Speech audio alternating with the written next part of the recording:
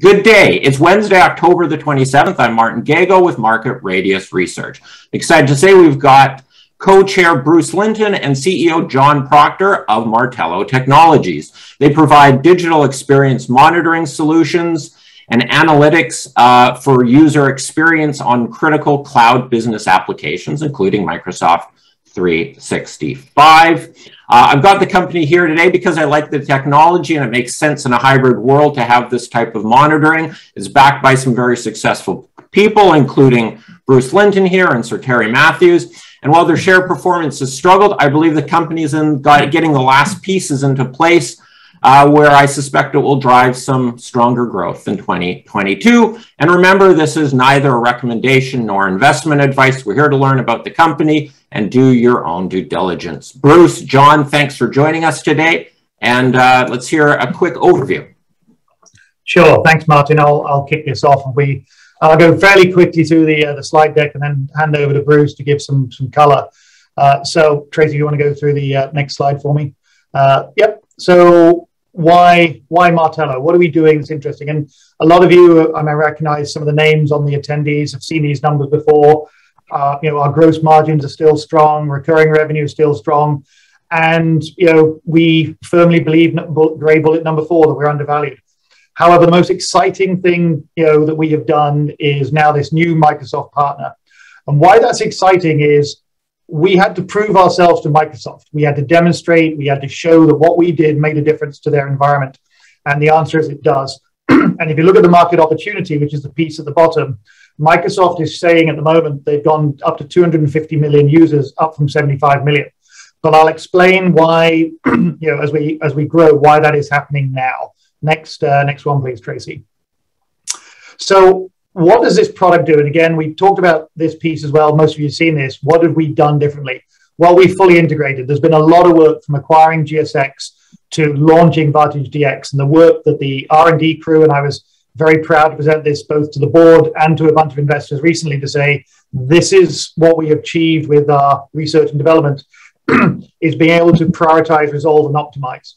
And this is significant. What we're seeing now is, if you think about when people first went, work from home, the IT teams had to put out a fire. That initial fire was go get Teams or go get Zoom or whatever it is. And we see Teams becoming more and more dominant. When you put out a fire, you don't care how well you put the fire out, you care the fire went out. Once the fire is out, you can stand back and go, actually, we'd like to be able to do this better. And that's where we are at the moment. That's the opportunity. And if any of you listen to Sir Terry Matthews speak, he will tell you timing is everything. And we're at a really great place to be able to say, as people come back from working from home back into the office, as IT teams can now say, yeah, okay, we put the fire out, but we'd like to be able to run this Office 365 thing better. There we are, ready to we just announced our Microsoft partnership. And as I said, that's by invite only. They scrutinized us from a tech and a business perspective, and we joined this program. And beginning of next month, we'll be at a thing called Microsoft Ignite. It's effectively our coming out party, right? It's our welcome to the big global alliance piece. So that should be a significant event for Martello. Next slide, please. And these are Microsoft's own words, right? So you don't have to take my word for it. You can see what Microsoft says. Martello offers a digital experience monitoring solution that helps our customers and partners deliver the best possible, et cetera, right? So that's not my words, that's Microsoft's words. So that reinforces what I've just said. Next slide, please. So again, performance history, growth from F17, just all the way through up to where we're heading in FY22. And again, the other thing you'll see is we've got legacy. This is because of acquisition, right? We've put on an acquisition path, the legacy, and you see that little blue, pieces going down. That's still a bit of a drag on us, right? We've spoken about this before, and to a certain degree, it masks how the digital experience monitoring is growing. But what we're seeing again is still keeping those recurring revenues high and keeping those gross margins up.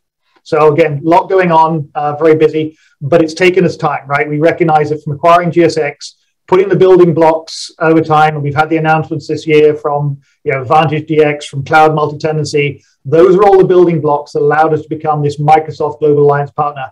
And we are the first, as far as I know, first DEM solution that Microsoft has pulled into their environment for Office 365.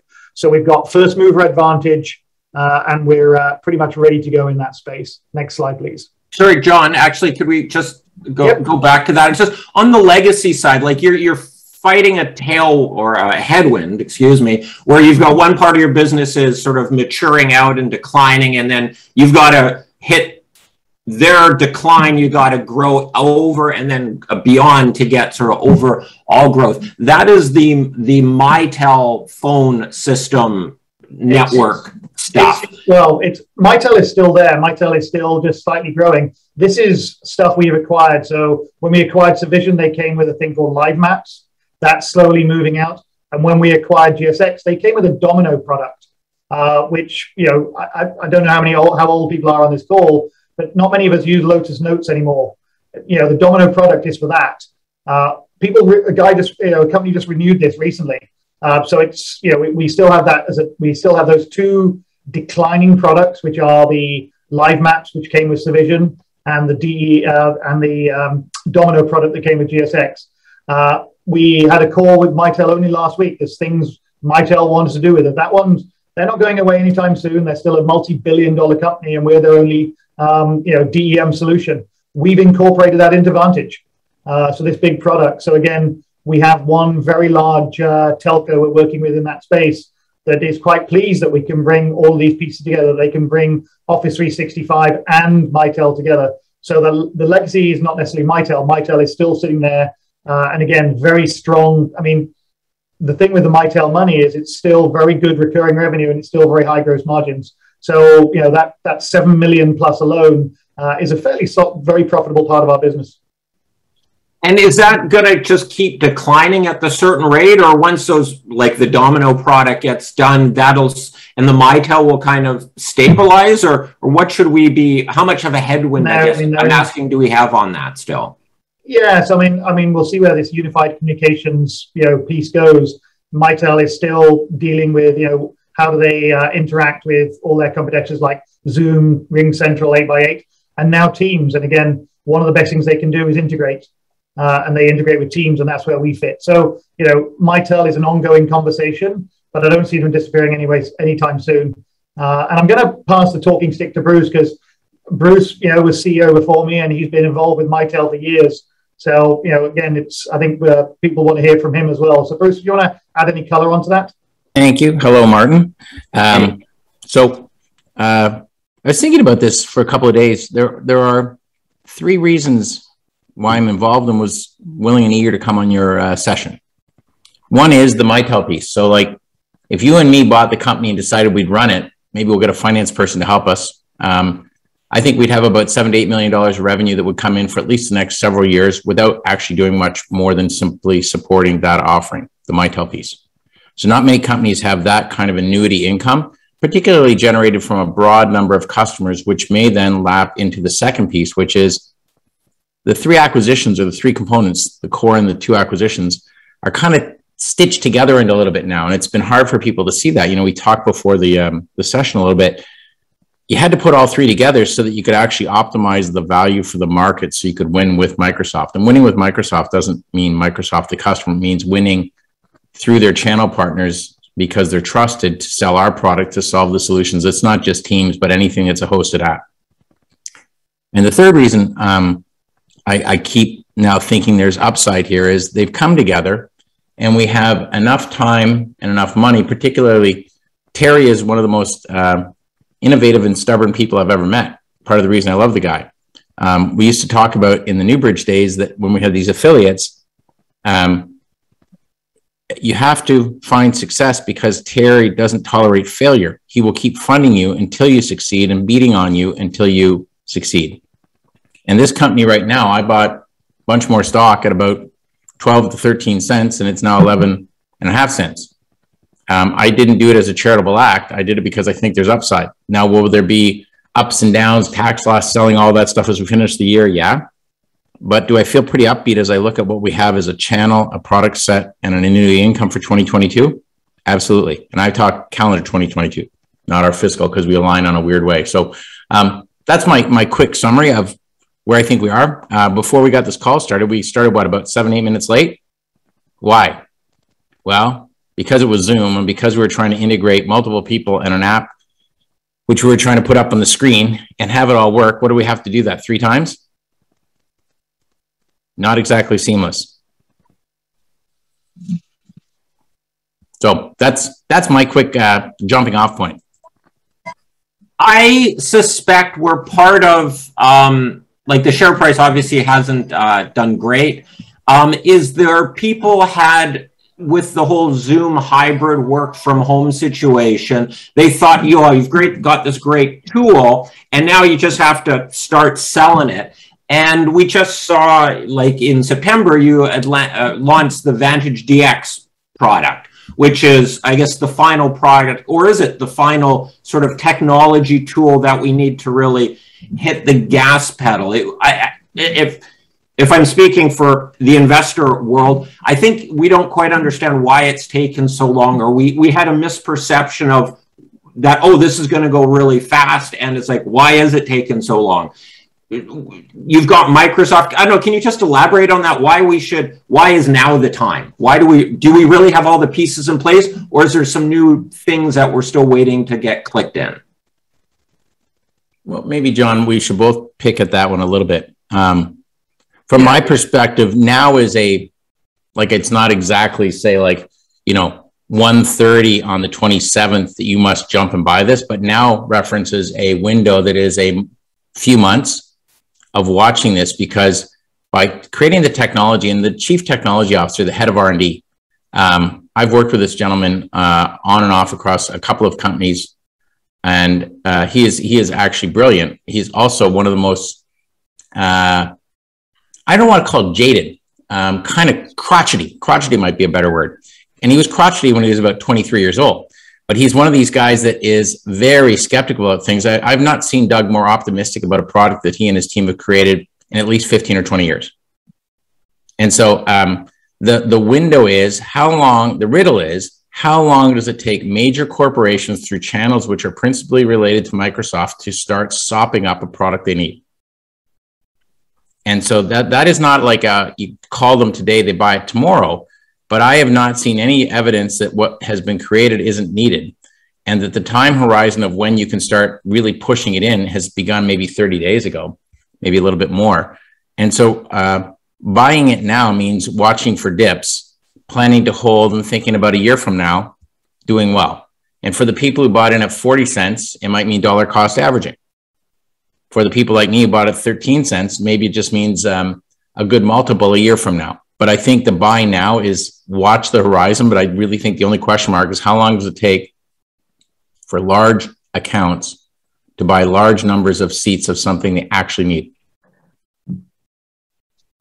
Yeah, I think Bruce and Martin, to follow on to Bruce's comments, right? We had all these building blocks, right? We had to, we pivoted quite in the last since we acquired GSX. There's been an acquisition, and as I said, before we started this, yesterday was the first time all my direct reports were in the same room together in person ever. And that's, you can never underestimate the challenges of that, where they're all, not able to sit and brainstorm, not able to whiteboard. And much as we use tech, it's not the same as being in person. You can't see people's reactions, and people can be braver with comments and, ideas when they're in person than they can, on this 2D flat screen version. And I think we've seen that. But at the same time, this is, as Bruce said, we're now seeing people. Again, one of the interesting challenges we've got a very large new partner coming online, and they gave us a new opportunity yesterday. And the opportunity is the connection between the challenges the client is having between Teams and the more traditional phone network. Well, there's not a lot of companies you can go to that understand traditional phone networks and have that ability to analyze Teams. There's us. So again, there's a reason they're pulling us forward into it. So as I said, timing is great. And actually, what we waited, we probably didn't realize is when the IT teams were home, they were just busy putting out fires because of COVID. They needed to have some breathing space to understand it doesn't all work perfectly, and now they want to get take it from whatever said it's 85% productivity level to 95% productivity, and that's where we fit in. So again, as Bruce sort of alluded to, timing is everything, and we've spent the time effectively of a pandemic building a product, so its time is right now. Maybe for shareholders' perspective, I would say the board or some members of the board have been far more intrusive in the operations of the business and reviewing it than we want it to be or John wants us to be. But the reason we're intrusive is showtime probably was 6 months ago, so it needs to be now. And we're very focused as a board on where are we with funnel, conversion, bookings, revenue. What are we doing on messaging to the market? Where are we as an actual, the only thing that makes this stock go up is revenues going up. The only thing that makes it go up fast is revenues going up significantly. And we're not confused about that. So we're not talking to John and his team about how they feel today. How's the weather wherever you are? I don't give a shit. It's how are you making that happen? You essentially have two channels. You will sell directly to a Fortune 500 company with your own sales team. But then part of the Microsoft, what maybe a lot of people don't appreciate with Microsoft, is all their Microsoft resellers and partners where they're on every little shop. And they're now with your Microsoft partnership and your multi-tenant platform, you can get them to sell for you, and you have sort of your agents, and you train them. You have an annual powwow where you get together and so forth. You're talking about now's the right time.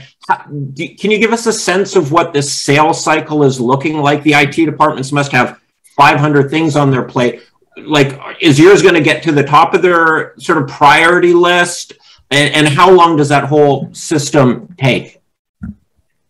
Yeah, I mean, I'll kick that off and then hand back to Bruce. I know Bruce's timing's tight. A channel partner program takes months, if not 6 months to build. You need, deal reg portals, you need, as you said, training, etc. So we're now rolling that out. We're starting to sign up partners, which we didn't have before. So all that starts to come to fruition. And you're right, is that timing is key. And being in person, we had our first in-person event 2 weeks ago in the UK. Out of the 65 opportunities, 17 have already turned into demonstrations, right? Which we would never have done in a virtual environment. So, we are, that's the challenge of being a small company in a pandemic. So we're starting to see those pick up, because once you get those trials going and people can see the value we bring, that's what turns opportunities. And I saw somebody's question on the sales team, right? That's what gets the sales team excited, is getting that traction with the customer where they can see the value. Bruce, you want to add on to that? Yeah, so we've carried a bigger SG&A number than I would have liked to have for the last 3 quarters, except for we were prepping the channel and prepping the end targets for what we were building. So we actually invested knowing when the delivery date for the product was, so that it's not build it now, should we find some salespeople? No. So A, we did that. B, we did an analysis of the sales team and wanted to make sure that it was worth their while to succeed. So the equity allocation to some of the key players has increased. And it increased at a price that we all expect to be a low. So I think that we have channel preparation, alignment on incentives. And, to the extent tomorrow, my lunch is having lunch with head of sales and another key salesperson to talk about exactly where we are. And I'm not going to push them to say, well, get it done faster, because I want to eat all of the opportunity at hand. But they need to understand that their equity only goes up when they can kind of push people along. So I think that typically a funnel like this might be 3-4 months. I think we've already done a month, but I think you're going to start finding people are dropping in some maybe a little sooner. And the ones that will drop in sooner might be not the huge ones, but the reason they might drop in is they're also having a lot of heartache, because they're some of these places no longer have a place. They're just every place. And so I'm optimistic on the sales. I can't tell you on the timing. What I can tell you on the timing is that I do have a pretty large fund that said, and it's not necessarily, I don't know what they want to talk about, not necessarily related to this, that wanted to talk to me at 1:30. And what I always say to money is that is a perfect time whenever money wants to talk. And so I apologize. I do need to jump off in about 1.5 minutes so that I can do that. But I don't know if somebody had any other, I see a couple more questions on the bottom. Well, can I just go back? You talked about equity. So you're talking about given to your key like sales managers, marketing managers, options in the company where driving that revenue growth is going to incentivize them, not just you get a commission on they're driven by the equity performance. Correct. And so we did an analysis as the board of was there any place that we would want to put a little heavier allocation of equity so the behaviors align with shareholder interest rather than just having the singular thing, which is sales compensation, which is also aligned with shareholder interest. But sometimes if you have a double potential win, you might try 4 times harder. Yeah. Yeah. And going forward, are we going to, like, especially with SAAS, it takes a long time to kind of build up. Are you going to be able to announce like backlog numbers, sort of give us some key performance indicators or announce big contract wins or anything, just so shareholders can get a better sense that we're going in the right direction, or wait till sort of quarterly results and sort of open the package and see what's there? John, before I jump to that end, I think one of the key indicators as we go through the first 2 quarters of the year are you can't have recognized revenue until you have contracts. The contracting process results in a number of seats at a price. We don't have to say the name of who did it, but we can talk about it's essentially will be a 12-month earnout, if you will, right? You get revenue, you recognize revenue month on month. I wish and I expect we will start to show people clearly where we are on that. Because then you know at least, okay, so they got 7 or 8 million for falling out of bed coming from Martello. Do a good job, support them. And you got this building book. Now you start to be able to say, this is why I can see where you can get through 20 million. And if it's 20 million of the SaaS stuff, it should be increasingly well valued, because the end game here for me is we need to trade well enough, have a high enough value that we can actually continue to buy in pieces on an accretive basis. And the way we stand now, there's zero chance you can do that, right? There's nothing accretive. And so I would say that information should trigger to people where we are and why it looks, the shape of the curve looks like it is. And with that, I got to go ahead. Yeah, just very quick. When you say buying pieces, that's M&A strategy, buying a couple more links to sort of help build out the platform? Yeah, there's a multidimensional opportunity here, which goes from, identify, resolve, could be identify, resolve, optimize. There's a whole evolution of what we do that could be far more inclusive, right? Zoom's not going away, Teams is going to win, but what else would you add? So the end game to me is, this is a very valuable company if it has multiple streams of revenue that go through channels that are built into a whole bunch of big clients who aren't just going to rip and replace. So you should get a premium when you're a core part of a large corporation's business platform across multiple fabrics. That should be a premium because everybody's not changing their mind in one day. Yep. All right. I guess I hear the money calling you, Bruce. So I guess you've got to go. And hopefully, John, we can keep chatting for a bit more. Thanks, guys. Bye-bye. Thanks, Bruce. Hey, John. Have you had a chance? I've been listening to Bruce. Did you have a chance to any of the questions there that haven't been sort of addressed? Yeah, I think there's a couple in there. I'm scrolling through. Yeah, I mean, again, do we have, somebody said an online portal they can manage.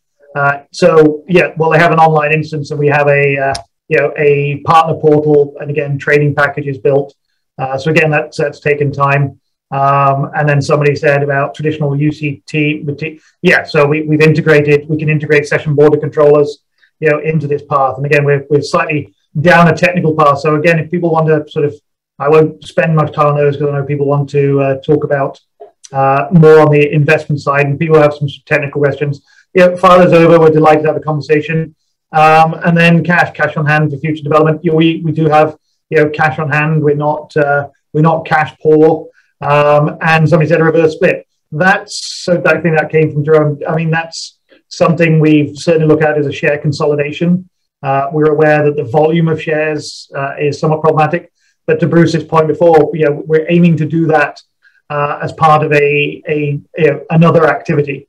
I don't want a share consolidation is a fairly convoluted and expensive process.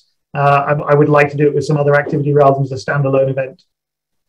Yeah, that's typically sort of the way it happens, is something there's a catalyst, and then while we're doing this, we'll mash the shares together, and then the whole thing will create value, presumably, and hopefully. Yeah, and somebody said, is the technology fully finished with real user monitoring? And yes, it is, and it's fully integrated into VANTAGE. And I don't know how many of the folks, we did a demonstration recently for investors. Again, if there's enough demand, we'll do another one and we can demonstrate this stuff. That's kind of the intent is, go back to I think one of your comments earlier, Martin, right? We're a fairly complex tech, right? It's not simple to understand what we do and the value we bring sometimes. The more investors know about what we do and certainly how we got there, I think the more they understand what we do. And again, I smiled a bit when he mentioned our CTO. He's also somewhat cynical, and he's very pleased with what the guys have done in these last year. And again, somebody's comment about being in the same room make a difference. Does it make a difference? Of course it does. Right, we have an R&D team. Now with GSX acquisition, one of our R&D teams is in France. I have never met them. The CTO, who's their boss, has never met them in person.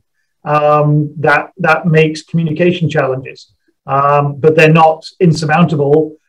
But they are challenging, and I think this is part of that problem. Right, we've had a challenging year, which I think the investors can see. We see that in the share price. But again, the aim is we're coming out strong. And to Bruce's point, saying, he's just bought another round of shares. So did Terry. So did a couple of other board members, and that's because they believe, right? They believe in what we're doing. They believe they see the path, and we believe we're on the right track. And we ask that time and time again, right? When Bruce is meeting with the sales guys tomorrow, he's not doing it because he doesn't have scrutiny. He's meeting, he wants to meet to ask some questions in person. But the board is very engaged in terms of sales performance. What is everybody doing? How engaged are people? And the challenge you have and again, you mentioned sort of partner program. The challenge you have is, could we shrink, right? Could we have less people? Sure. But then we haven't got the timing right. Because if then this takes off with Microsoft, I don't have the people to deal with the inbound events. So I don't have people to deal with the inbound opportunities. If I then hire, probably takes 4 to 5 months to spin up, right, a sales guy, a sales engineer, so they are truly 100% ready to be able to represent Martello. Well, I can't afford that lag, right? If this thing goes as we expect, I can't afford the lag of shrinking now and then trying to hire later. That won't work. So we've got to be able to absorb what we're doing at the moment to be ready for the takeoff. John, are there any technology or elements or services that your sales guys or your marketing folk need to have to succeed? Or is there sort of ammunition full? They're like, we got everything we need. It's just a matter of executing now. Or is there, once version 2 or whatever comes out, then we'll really be able to kick butt? Or is there locked and loaded or whatever? Yeah, I mean, to that point, no, the sales guys have everything, right? They're ready to go. We've from Salesforce, which we've now integrated into VANTAGE as well, but we have our own Salesforce instance, and having that ready for partners has been, our work as well. We've done most of that ourselves, right? Heavy lifting. But, to your point also, which is, there'll always be constant improvement. There'll always be singing. But, we have our first client on VANTAGE, right? Which is, within a month of launch, we have our first client who's up and running on that product. And I have at least 10 other companies, large enterprise companies, separate to what I said about the UK event. We have 10 other enterprises, very large enterprises, heading down that same path. And we're a month into this product. The challenge we had before, and you alluded to this, is when we told the story of, okay, here's IQ, here's Gizmo, here's all these different things. It was difficult for both client and I think investors as well to say, how does that all come together? Well, I don't have that problem anymore. It has come together. We have VANTAGE, and if anyone wants to go on our website, I highly recommend download the VANTAGE 2-pager. Right, there is a 2-page PDF, and if you can't get it, please reach out and ask us for it, and you'll see what VANTAGE does, and it's impressive what it does. And if I look at things like real user monitoring, across Teams, I can tell what headset you're using. Right, if you're using Teams, I can say, the reason you have some of the problems is that headset. And again, I think we'll see more and more of this as we have this combined complexity. So it's a fairly significant step for us with the Vantage program. It's a combined product, and I think it's a much more, tellable story. I know that's not very good English, but when you speak to clients or even investors, be able to say, this is the value proposition. This is what we can do for you. It's a much simpler story to tell, which helps, but it's much more understandable in many ways as well. Did you miss, like, corporations are generally trying to get people back into the office, and who knows how successful or if that's going to work or how long and so forth. Did you miss the window? And now that people are trying to get back in, they're like, we don't need this DEM stuff?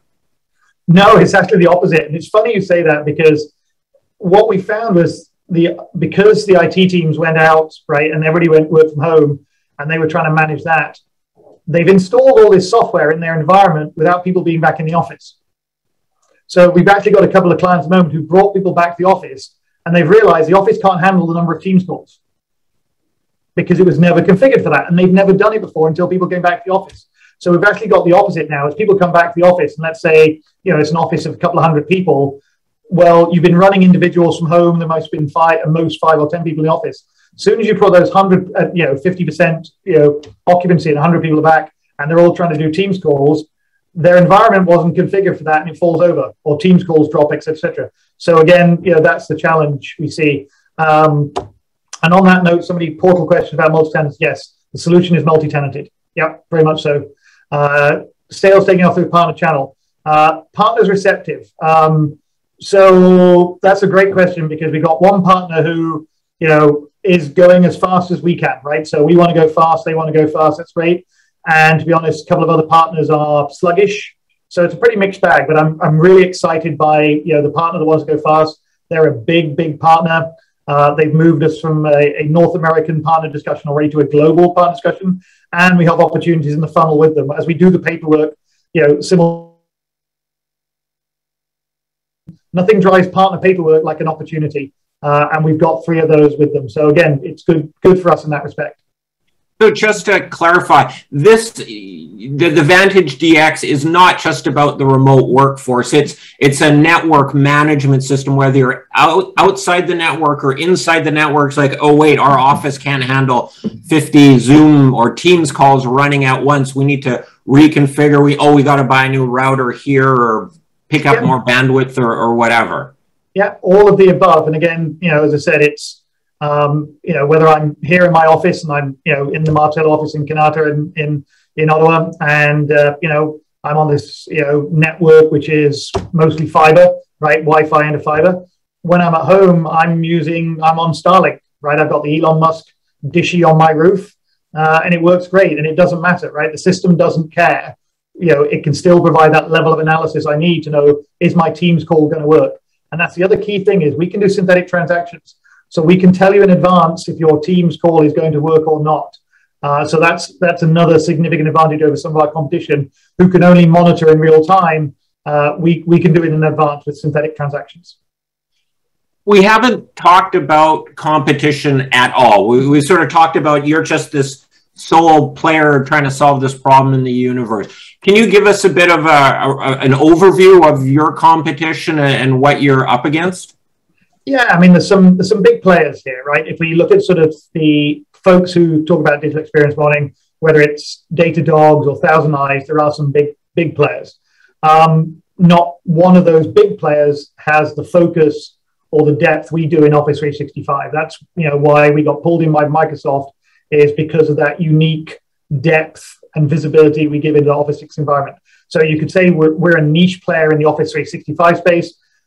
In that space, yes, there is some competition, smaller players, other companies, but again, we have broader capabilities because we come with ability to integrate Salesforce, because we come with we had a conversation with a client only this morning, and they're looking at the competition as well. They are, but what differentiates us is we connect into their ticketing system, and why that's important, because no IT guy wants to go, oh, I've got a problem in Office 365. Now I've got to close this window. Now I've got to open another window. Now I write my ticket. And I've got to do it all manually. We're fully integrated, right? If you've got an Office 365 problem, you click a few clicks and the ticket to solve is out, right? And that's time saving. And I look at sort of when you look at that from a money perspective, so let's say, and Martin, I'll use the example, let's say Martin Gagel of Giant Enterprise Inc., right, has an Office 365 problem. Well, he'll send a note to his help desk, whatever it is, and saying, I've got an Office 365 problem. Well, then you get the level 1 help desk. And level 1 help desk, junior guys, IT guys, right, but fairly junior, 2-3 years out of college. And they'll say, so what's the problem? And you'll tell them, or they'll look at it and go, because they have no visibility. Whether you're at home or in the office, they have no visibility. So quite often your first step will be, well, Martin, can you press the OFF ON switch for me? So you're going to restart your laptop. Cool, because that's always a start point for any, for most help desks.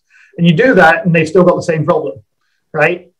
All the time I'm talking to you troubleshooting, you're not doing what you're supposed to be doing, right? So you aren't productive for Giant Enterprise Inc. And I'm, costing the company money because I'm a help desk guy. If I can shorten that timeline, if I can shave off, and there is a EMA article on how we do this and the money we save, and again, for investors, please download that. The data we have back from our clients is I can shave 40% off that, right? So I've just saved that company a pile of money. And if I can do the math and say, if I need 40% less people working, right, or even advanced guy to troubleshoot because I got this tool and I can use a guy who's been out of college for 1 year rather than get it to a level 2 help desk and the guy's been out of college for 10 years, right, with a subsequent salary raise, I've just saved that company an awful lot of money. And I've made you, Martin Gagel, much more productive because you're back to work quicker. So one of the things that's coming out in the next couple of months is literally an ROI calculator. We have enough data now that when people do a proof of concept, we're going to give them a portal where they can put their data in, and it'll be able to show them, if you apply Martello across the company, given what we see already from troubleshooting your environment, giving the number of people, this is the average money you will save as a company. So we can actually give them, during a trial, the actual ROI on buying Martello. And again, it's because we have so much data now and so much more understanding of what we can do to help companies.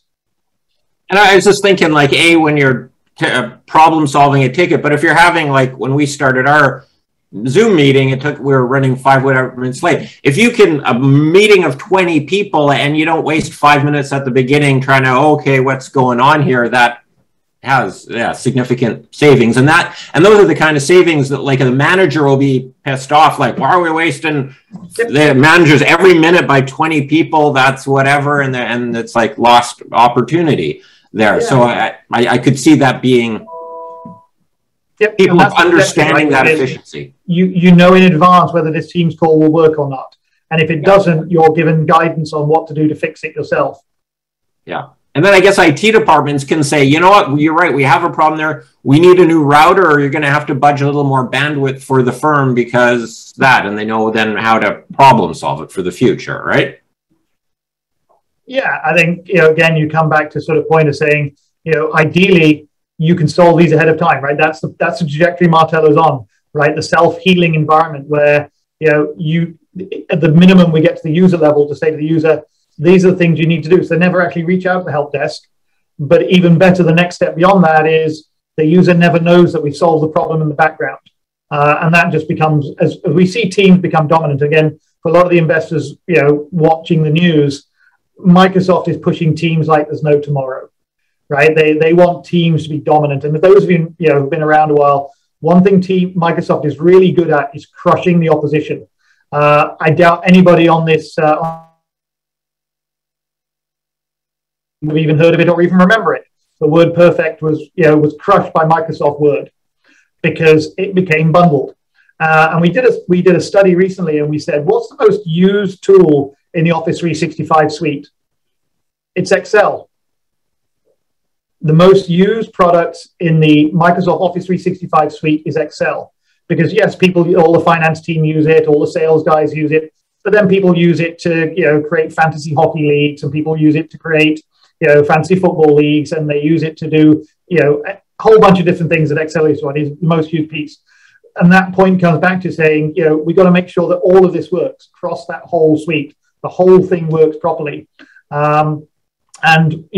If Excel is so important, you're going to buy the Office 365 suite. And Microsoft will do what Microsoft does and say, free with purchase Microsoft Teams for the next year.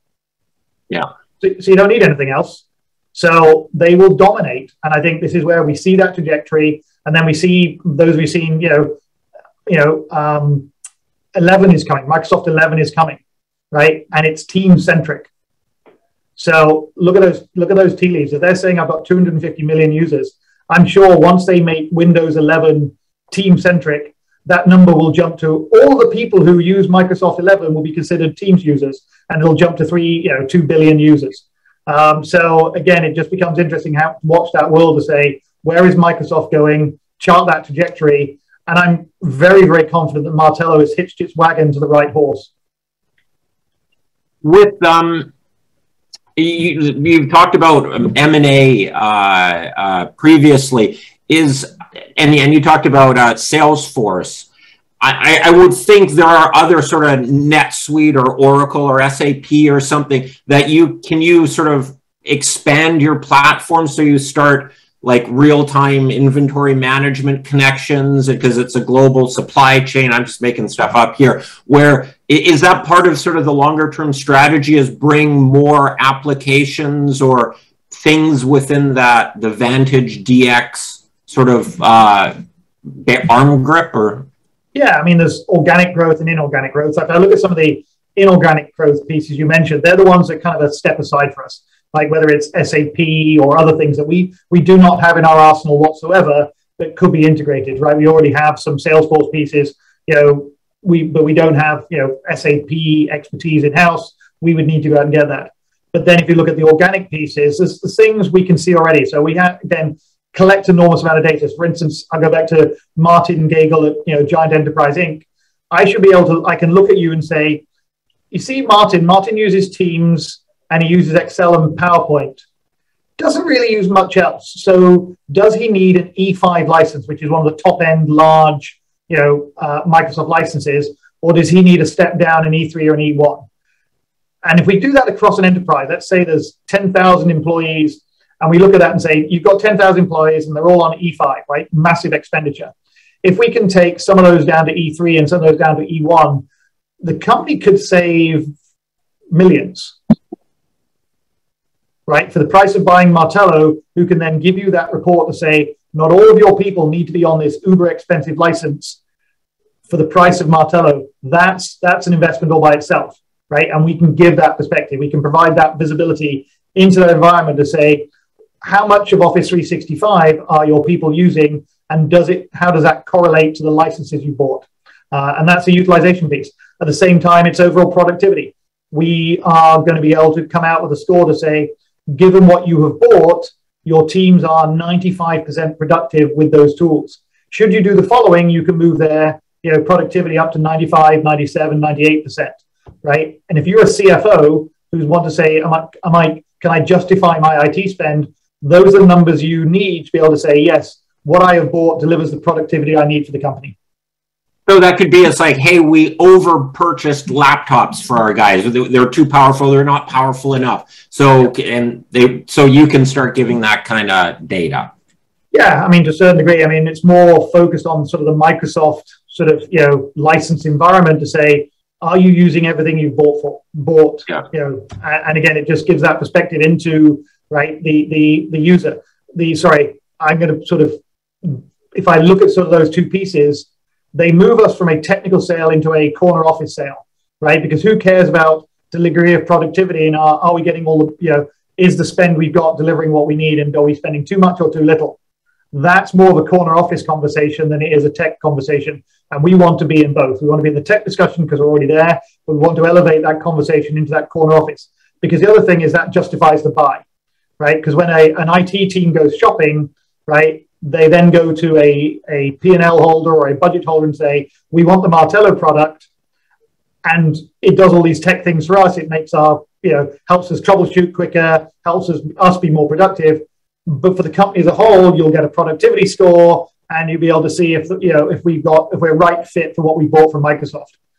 Then there's a benefit to the person signing the check, and that's part of that elevation of the conversation in the sales state. Would that make you the in the ire of Microsoft, where it's like all of a sudden your clients start buying less? Oh, we're only going to buy a bunch of E2 licenses, and then Microsoft's going to see their revenues go down, or that's just the way the cookie crumbles? Well, it's de-risking the Microsoft relationship, and we're not, this is not the first time people have done this. Quest did this years ago for Microsoft, and they were the ISV of the year, right? So Microsoft's view on this is not short term. Never think of Microsoft as a short term, 1 year by client, right? Microsoft is a huge long term vision company. By making them stickier, by making them look better, by making them more efficient, they know that they will stay. And that's where their interest is. An interest isn't necessarily on the year by year piece. It's the am I still with a big financial institution 10 years in? What's my revenue run?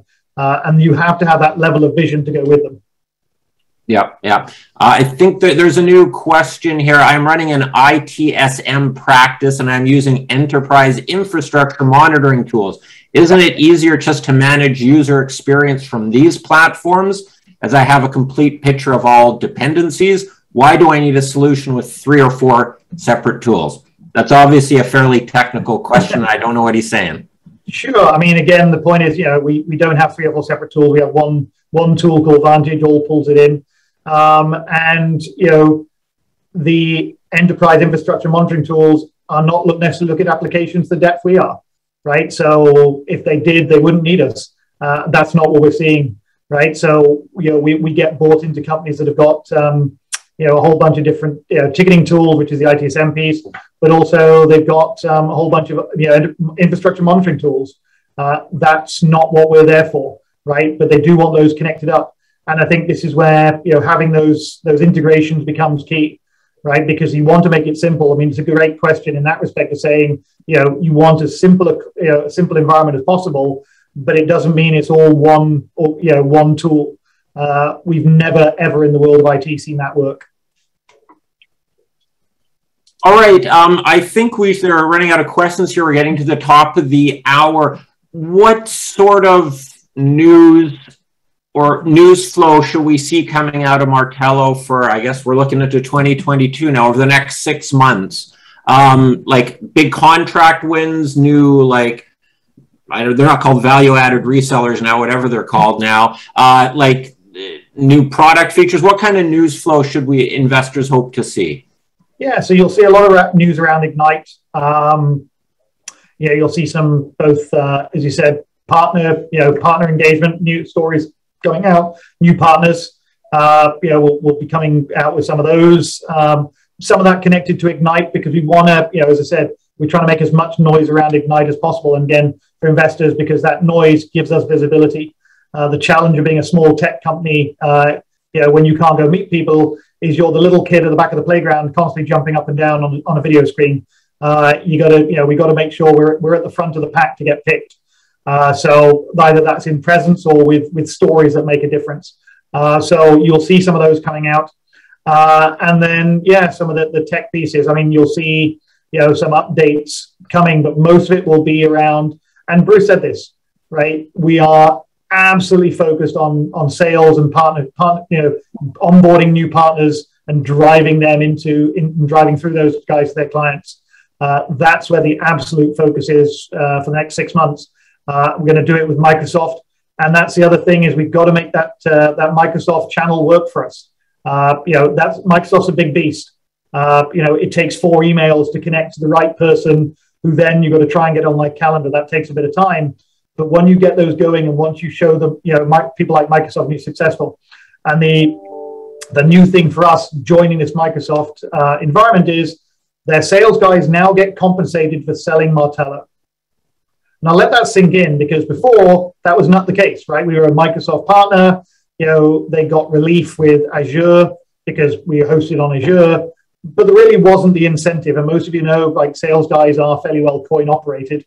Now they're coin operated with Martello, right? They get compensated for selling us. That's a significant change. So now we're pushing our way into that Microsoft sales environment able to tell them, if you sell us, you get compensated. right? You get, yourself, individual as a sales guy, will get compensated for selling Martello. And that's a significant change to how we approach the market. Yeah, people tend to do what you pay them to do. So exactly. It's funny how it works. Very much so. Well, with that, thanks very much, John. Give our thanks to Bruce for taking the time to chat with us. And I'm going to be watching, see how the traction hits over the next coming quarters and see how things progress. Great. Thanks, Martin. Appreciate you taking the time with us today. Well, thank you. Have a great day, and we'll talk again soon. Cheers. Thanks, Martin. Cheers.